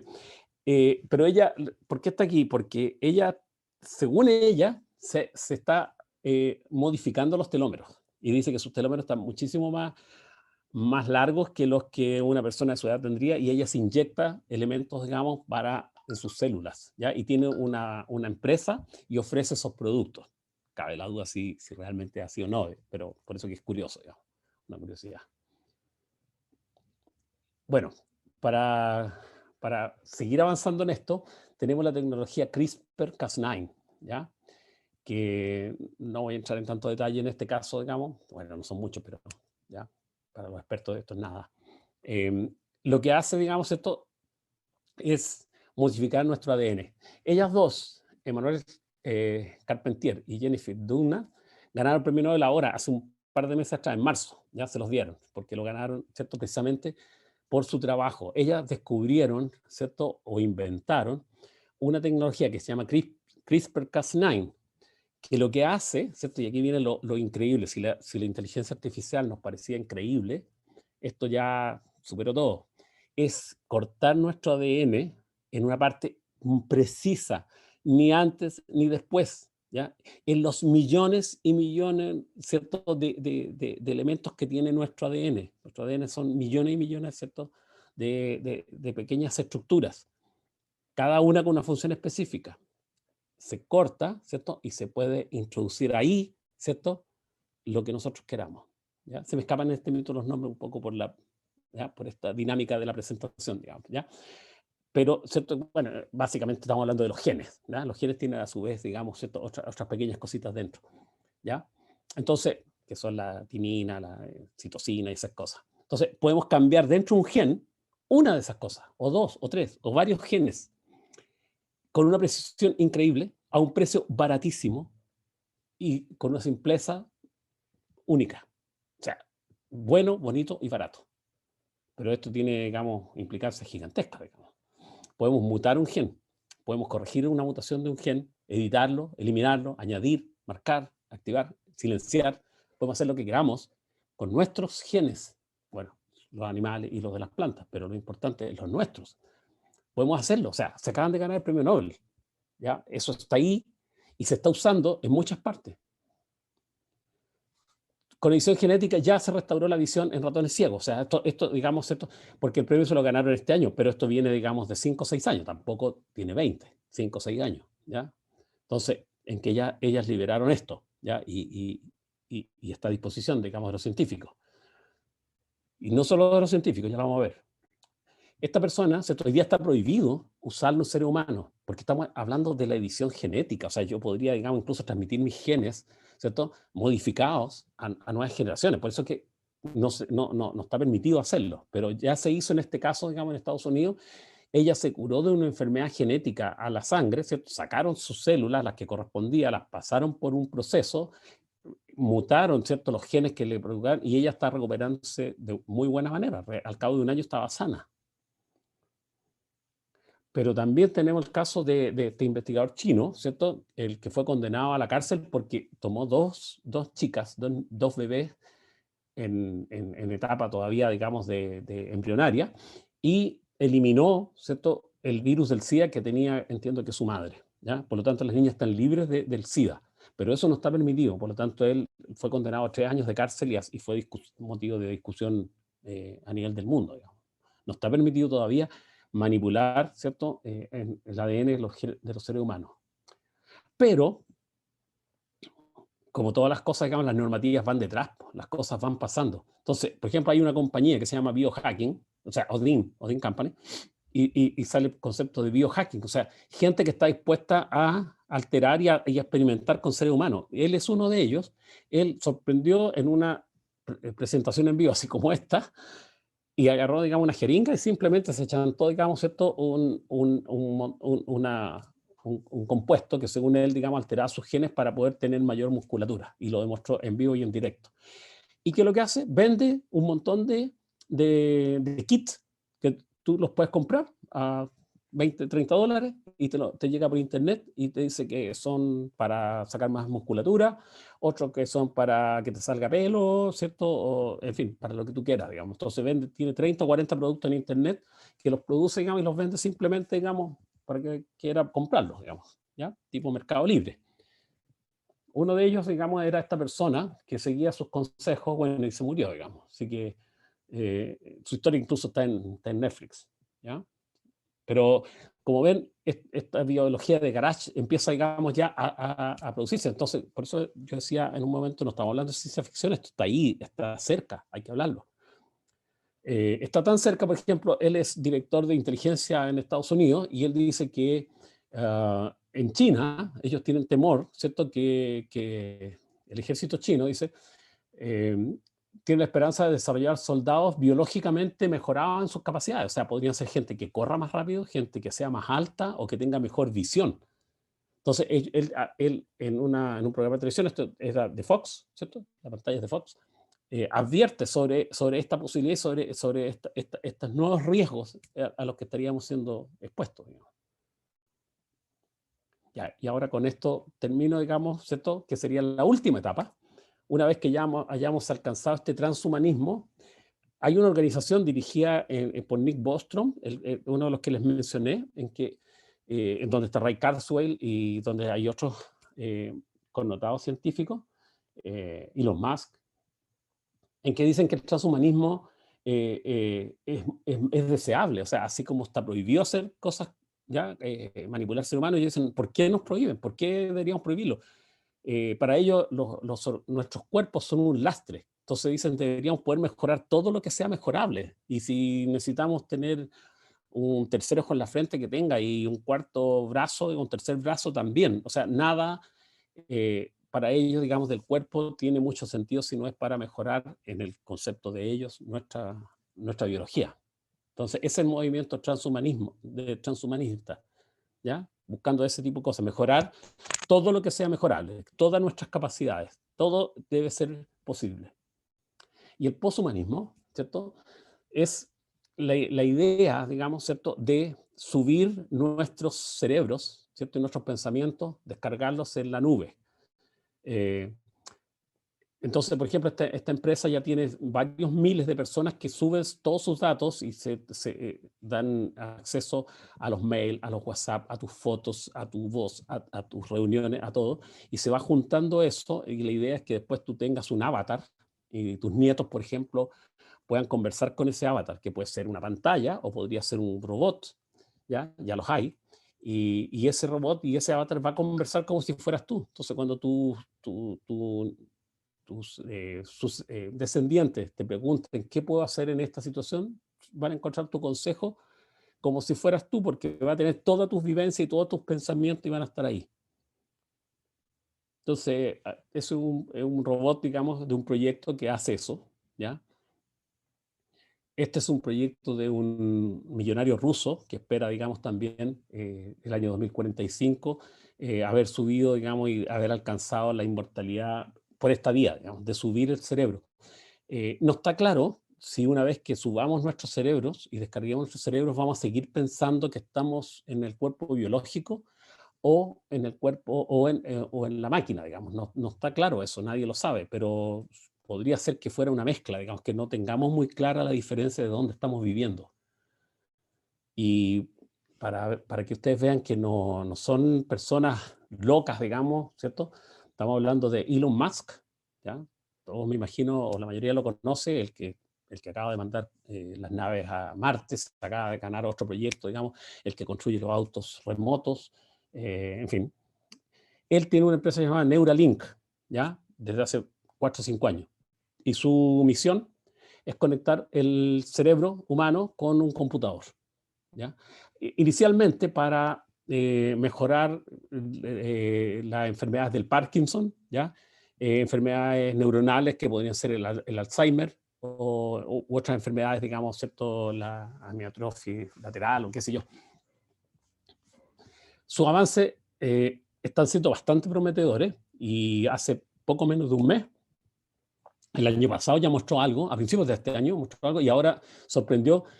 Esta imagen que yo tomo aquí es un video, digamos, ¿cierto? Es un mono que está jugando al antiguo juego del Pong. ¿Se acuerdan que el juego del Pong?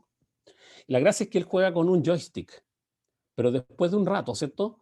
Y él tiene un chip insertado en su cerebro, que es lo que está haciendo Neuralink, desarrollando un chip que nos van a poner en el cerebro a los que queramos o a los que quieran, con un robot, que también está hecho el robot. Entonces, se espera poder ponerlo en práctica también dentro del curso de este año y va a más tardar el próximo, en seres humanos.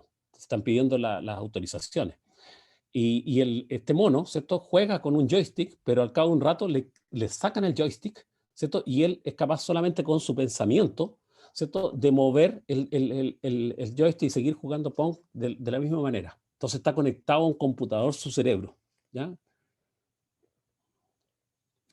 Y también lograron hacer que 3 personas jugaran Tetris. Entonces había una persona en una pieza y otras 2 en otra pieza que estaban viendo el juego.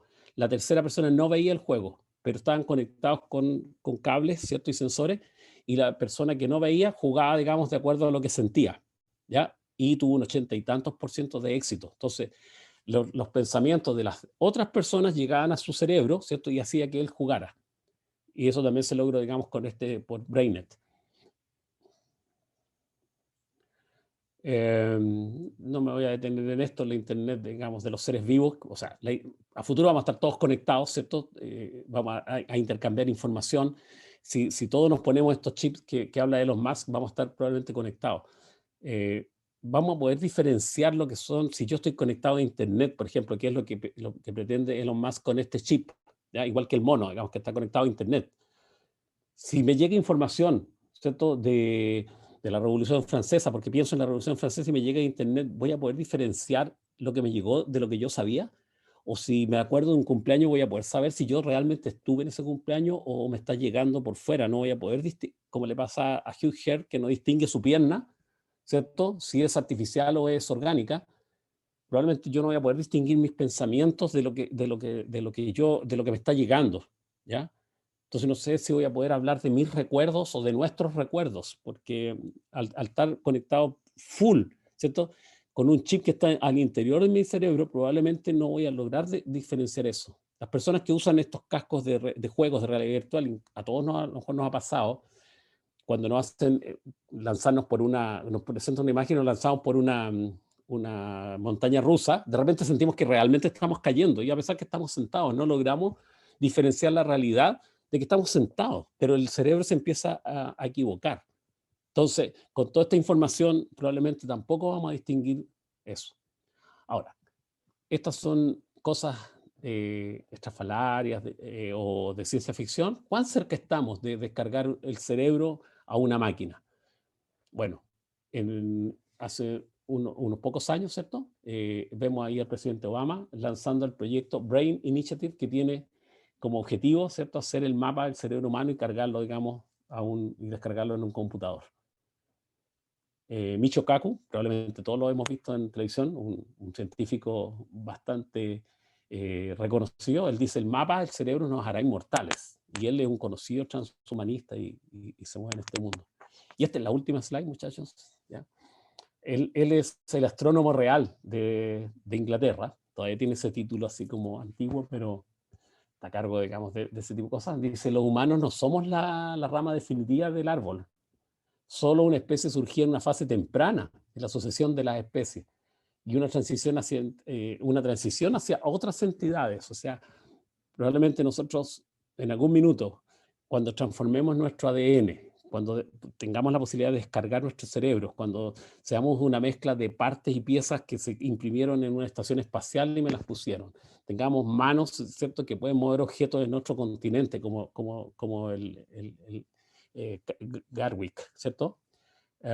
Y con todas esas cosas, cuando estemos en una reunión social van a haber unos cyborgs, van a haber unos, no, ese de ahí, digamos, está mejorado genéticamente, ese que mide 2 metros, ese está mejorado genéticamente, o ese súper inteligente que está allá, ¿cierto?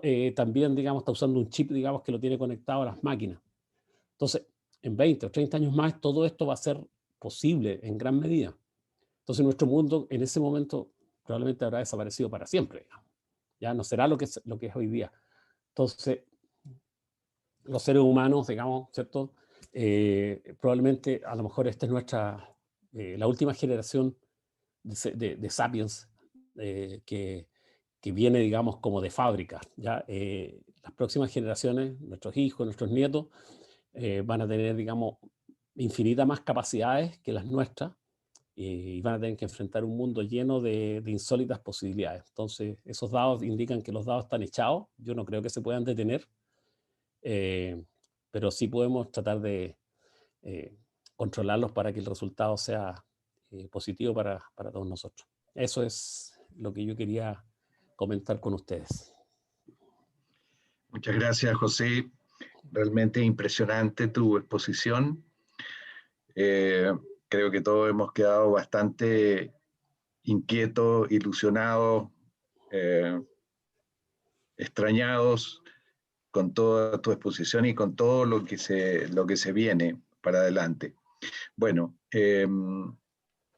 sin más comentarios, quisiera pasar a hacer que las personas, los asistentes nos hagan las consultas, le hagan las consultas a José, que estimo inconveniente. Lorena, si tú me puedes ayudar a coordinar las consultas y las preguntas, te lo agradecería. Sí, no hay problema. ¿Podemos partir con quién quiere comenzar con alguna pregunta? Álvaro. Sí, hola. Adelante, Álvaro. Hola, Álvaro. Hola. José, muchas gracias. Muy bueno. Espectacular. Pero tengo alguna duda, especialmente cuando hablamos de inteligencia artificial y comparamos nuestra inteligencia con aquella que eventualmente las máquinas podrían llegar. Ahí hay una cosa que podríamos considerar un tanto ambigua, pues la inteligencia se manifiesta de muchas formas, o hay varias formas de inteligencia, como dicen algunos. La inteligencia lógica, la inteligencia emocional. Y quiero entrar ahí, en la inteligencia artificial que se está desarrollando. Se está pensando en lo que es la inteligencia emocional, y te lo digo ¿por qué? Porque muchas de las decisiones que nosotros los seres humanos tomamos, y diría yo las más importantes, son más emocionales que lógicas. Entonces ahí yo veo que podría haber una diferencia entre lo que es la inteligencia artificial y la inteligencia humana. No sé si tienes algún comentario al respecto. Gracias, Álvaro. Es uno de los temas más complejos, precisamente lo que tú mencionas en cuanto a nuestra naturaleza.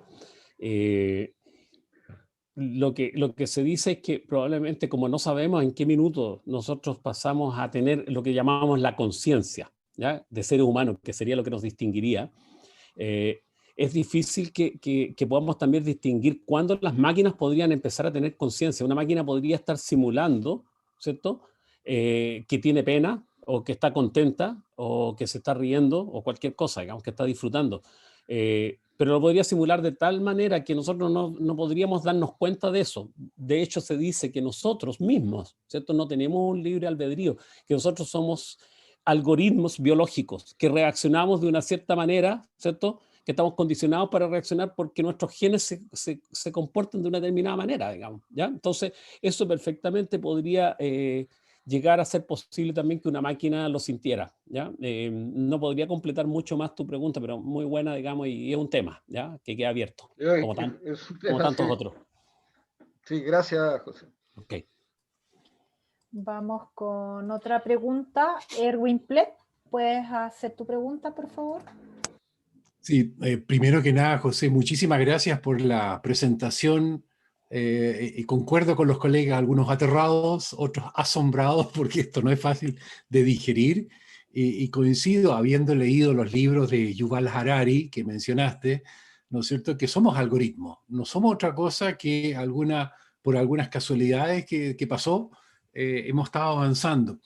Tú nombraste en la primera parte, en el desarrollo, la ley de Moore.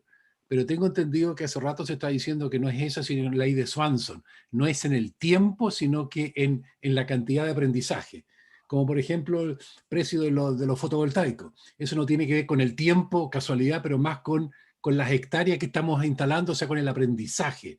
Pasa lo mismo, digamos, con la tecnología, así que parece que la corrección va más por ahí, por la cantidad de chips que se han hecho, ¿no es cierto? Vamos aprendiendo. La pregunta es, ¿a dónde nos va a llevar esto? ¿O es así? Tú lo nombraste bien cortito, de que nos vamos a dedicar a arreglar la biología, o la mala biología de los hombres. Entonces van a haber claramente, según Harari, ¿no es cierto?, personas más avanzadas que van a vivir infinito, y lo otro que se mueran los feos. ¿Va a haber esa separación? ¿Crees tú también que vamos para allá? ¿Que los que tienen plata van a poder mejorar sus genes y los otros perdieron? Gracias, Erwin. Aparentemente es así, digamos. Si el pasado es un predictor para el futuro, en este caso, podríamos suponer que estas tecnologías no van a ser baratas al comienzo, en los años venideros, y van a haber gente que va a tener acceso a que sus hijos, por ejemplo, puedan tener mejoras biológicas, libres de enfermedades, capacidad, puedes hacerlos más inteligentes, por ejemplo. Nosotros tenemos una diferencia con los simios, ¿cierto?, con los monos, que creo que no es más del 3%, ¿ya?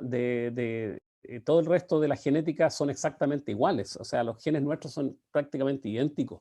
Y de un gato, digamos, tampoco nos diferenciamos mucho en cuanto a la genética, digamos, será un 10%. Entonces imagínate lo que hace un 3%, que los monos todavía andan en los árboles y nosotros estamos colonizando Marte. Y ese pequeño cambio en nuestro cerebro, en nuestros genes, hizo que la inteligencia nuestra se distinguiera de tal manera con ellos. Porque al modificar otro poquito, digamos, ¿cierto?, nuestro cerebro, no podríamos ser muchísimo también más inteligente que lo que somos ahora. Ahora, eso va a costar, como dices tú, va a costar plata. Y algunos lo van a poder tener. Entonces, como dice Harari, dice, por ejemplo, en el futuro, no nos vamos a distinguir por clases sociales, como peleamos hoy día, sino que nos vamos a distinguir por especies, ¿ya? Entonces van a haber gente, digamos, más dotada, menos dotada, en fin, eso es parte de lo que podría venir. José, no, mejor dicho, ¿es un mito que nosotros usamos solamente el 10% de nuestra capacidad mental? No sé de dónde salió esa cifra, pero ¿es verdad eso? O sea, ¿tenemos nosotros mismos mucho más que crecer? ¿O eso no salió en la cifra? Pero no sé de dónde sacamos eso, que usamos solamente una parte de nuestra real capacidad Sí, por yo aprendizaje. Sí, yo lo he escuchado también, pero en todo lo que he leído y he investigado y me gusta este tema, digamos, no lo he visto refrendado por algo, ¿ya? Yeah. Que pudiéramos decir es un dato duro, ¿ya? Sí, no. A lo mejor ya estamos usando lo que tenemos nomás. No, es lo que hay. ¿Me permite, Lorena? Es lo que pasa que tengo una pregunta de Patricio Silva y después puede Sí. seguir la otra persona, ¿ya? Por Vamos favor. con Patricio. ¿Cómo no? Hola, agradezco a José. Oye, bueno, Erwin Pletz en su primera pregunta resumió prácticamente todas mis inquietudes y da la cuestión del poder de muchos individuos o algunos individuos que quieren dominar al resto, y lo vemos mucho en la situación política de nuestro país y en todo el mundo. Realmente me preocupa esta cosa. Yo soy mucho más joven, creo, que la mayoría de ustedes, porque yo en el año 69 no estaba saliendo de ingeniería, sino que estaba en tercero o segundo básico. Y por lo tanto, pero aún así me aterra lo que acabo de escuchar de José por la cuestión del poder. Realmente me aterra. Gracias. Okay. Gracias, Patricio. ¿Quién era la persona que quería hacer la pregunta? ¿Patricio Rodríguez? Así es, efectivamente. Patricio, puedes hacer tu pregunta. Cómo no, muchas gracias. Felicitaciones, José, muy interesante. Realmente concuerdo un poco con mi tocayo, digamos. ¿Ah? Ahora, sin duda que es extraordinario lo que está logrando y logrará a futuro la tecnología. Pero para mí el tema de fondo es, como según tú mismo lo planteaste en tu presentación, lo dijo el propio Stephen Hawking, ¿seremos a futuro dominados por las máquinas o por la inteligencia artificial? ¿Qué pasa con la evolución del cerebro humano? Algo que dijo Erwin Pletz en su minuto, y se dice que nosotros solo ocupamos un 10%, en realidad yo he escuchado cifras de hasta un 30%. Pero ¿hay estudios en ese sentido? ¿Hay algo en ese sentido realmente en que podamos ser nosotros mismos, como seres humanos, los que dominemos el mundo y vivamos en un mundo mejor, o vamos a depender de la inteligencia artificial? Definitivamente. Eso, por favor. Aparentemente nosotros no tenemos muchas más posibilidades de mejorar sustancialmente nuestra inteligencia en términos sustantivos. Podemos probablemente meternos un poquito más de neuronas por ahí, qué sé yo, pero no pareciera. Estamos limitados por el tamaño de nuestro cerebro, también estamos limitados por la biología nuestra. O sea, la velocidad con que las neuronas se comunican es bastante menor que la velocidad de la luz. ¿Ya? Es bastante lentas, por eso que somos muy lentos para reaccionar, no tenemos la capacidad que podría tener una máquina de hacer millones y millones de cálculos, eso darlo por descartado. Entonces, las máquinas van a poder desarrollar capacidades infinitamente, ya no tienen límite para seguir creciendo en cuanto a su capacidad de proceso, por lo tanto podemos construir máquinas que eventualmente, si se nos escapan de las manos, vamos a tener un problema. Una máquina probablemente no siempre vamos a poder decirle, mire, usted tiene que proteger a los seres humanos, ¿ya? Y por lo tanto nunca nos puede hacer daño. Es como el rey Midas. El rey Midas dijo, yo quiero que todo lo que yo toque se transforme en oro. Pensó que era la mejor orden y estaba clarísima. Sin embargo, se transformó, ¿cierto?, en su peor martirio. Una de las slides que yo me salté, un ejemplo que pone Nick Bostrom. Él dice, podríamos darle una orden tan simple a una máquina, decirle, mire, sea eficiente fabricando estos clips, digamos, que uno usa para las hojas. Y una máquina, digamos, ¿cierto?, no entendería que realmente eso tiene un límite y que tiene un sentido.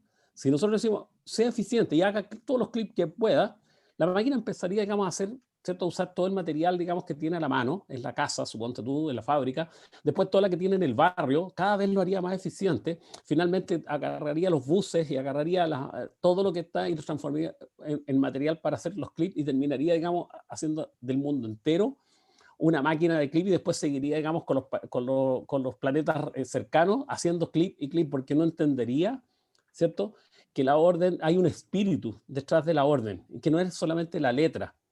Y podemos, digamos, ¿cierto?, equivocarnos en algún minuto. Ese es un ejemplo bastante, tal vez, burdo, pero aparece en su libro, digamos, ¿cierto?, en uno de los libros de él. Pero si nosotros nos equivocamos y por mucho que le digamos, mire, usted tiene que velar por la salud de las personas, también se nos podría transformar en una pesadilla en algún minuto, ¿cierto?, una inteligencia artificial que toma la orden al pie de la letra. Por lo tanto, todo hace unos años atrás, 4 años, 5 años, ¿cierto?, más de 1000 científicos, en los cuales estaba Stephen Hawking vivo en ese minuto, el propio Elon Musk, Michio Kaku y Carswell y todos los demás, escribieron una carta pública abierta en la cual piden a las autoridades del mundo, ¿cierto?, y advierten sobre el peligro de la inteligencia artificial. Está disponible la carta. Más de 1000 científicos firmaron esa carta, advirtiendo que esta puede ser, dice, el último invento que haga la humanidad puede ser la inteligencia artificial. Después de eso no vamos a tener que hacer ninguno más. La inteligencia los va a hacer todos, los buenos y también eventualmente los malos. ¿Ya? Entonces tenemos que tener mucho cuidado con eso. Es que ese es justamente el tema de fondo, digamos. ¿Qué otro camino tenemos?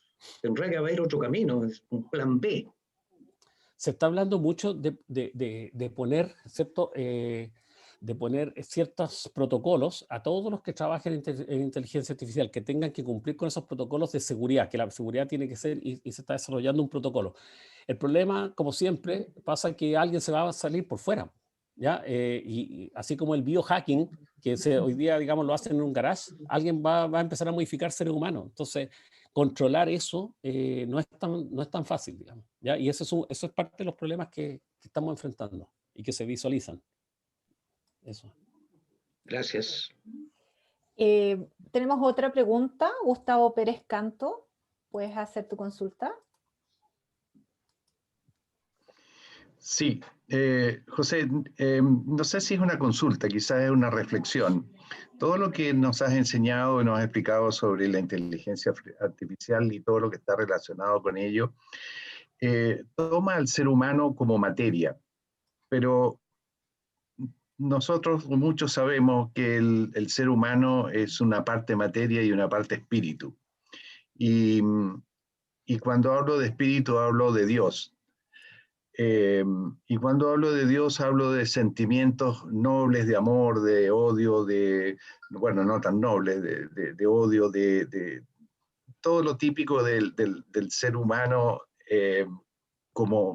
no como materia, sino como ser humano propiamente tal. ¿Dónde crees tú que entraría esta parte, esta dimensión espiritual en el desarrollo de estas tecnologías? No estás obligado, o sea, no te sientas obligado a responder porque el tema es bastante espeso. No, pero un comentario tuyo sería bienvenido. Eduardo Chalcha, después Lorena está pidiendo la palabra. Quiero complementar tu comentario. Ok, bueno, lo que yo veo es que diría que está bastante ausente.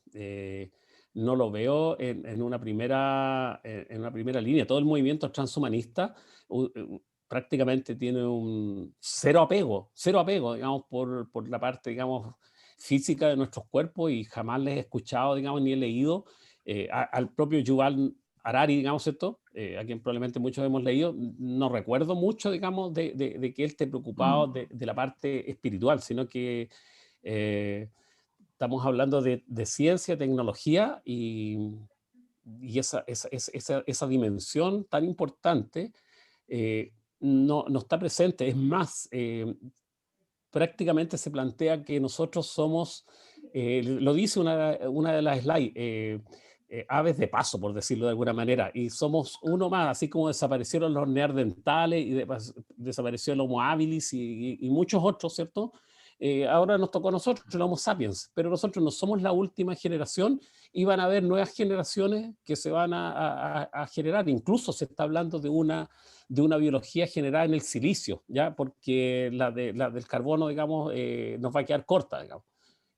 Incluso hay algunas propuestas de combatir el cambio climático y otros problemas de la humanidad, básicamente el cambio climático, con un movimiento de ingeniería humana. Es decir, en vez de dejar de producir fósiles y cosas así, que es tan complicado, digamos, eliminar todas las centrales y cambiar todo, ¿por qué no adaptar los seres humanos, digamos, ¿cierto? Y la biología de los seres humanos para que seamos nosotros los que nos adaptemos a eso y usando estas tecnologías? Como ves tú, digamos, ¿cierto? Se toma al ser humano básicamente como un elemento más que es modificable, moldeable, y de hecho lo más próximo que quizás, digamos, se podría encontrar en Harari y en otros autores, es que nosotros en esta generación pasamos a ser dioses. Por primera vez en la historia de la humanidad, nosotros antes teníamos que esperar millones y millones y millones de años para que pudiéramos tener una pequeña capacidad adicional, tal vez que nos crezcan un poco más las uñas o los dientes o qué sé yo, ser un poquito más altos. Ahora, en una generación lo podemos hacer. O sea, ya no tenemos nunca más que esperar la evolución natural para que se produzcan los cambios en nuestra genética. O sea, no vamos a tener que esperar millones de años para que nuestros hijos sean un poquito más altos. Lo vamos a poder hacer, digamos, ¿cierto? A gusto de cada uno. Eso, como dice Harari, dice Homo Deus, nos está transformando en dioses, ¿ya? En el sentido que somos artífices de nuestra propia existencia y nuestra propia genética. Eso es lo que yo te podría comentar. Ya que mencionas tú a Harari, que yo lo he leído, de dioses, ¿no es cierto? Bueno, los que creemos en Dios, en un ser superior que creó todo esto, o sea, los que no creemos que la naturaleza, la vida, los planetas, el universo es obra de la estadística, lo que creemos en la existencia de un ser superior que lo llamamos Dios.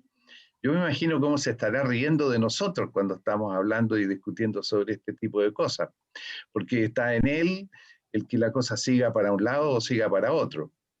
Pero bueno, en fin, cada uno piensa y siente como quiera, pero yo creo que el camino que pueda seguir esta inteligencia artificial y lo que está relacionado con ella, hacia el bien o hacia el mal, como hemos visto, y tú nos enseñaste que gente malintencionada podría en un garage estar desarrollando productos químicos que modifiquen los ADN y produzcan quizás qué efecto en el ser humano, o que los chinos o cualquier otro gobierno totalitarista esté modificando seres humanos para hacerlos más fuertes.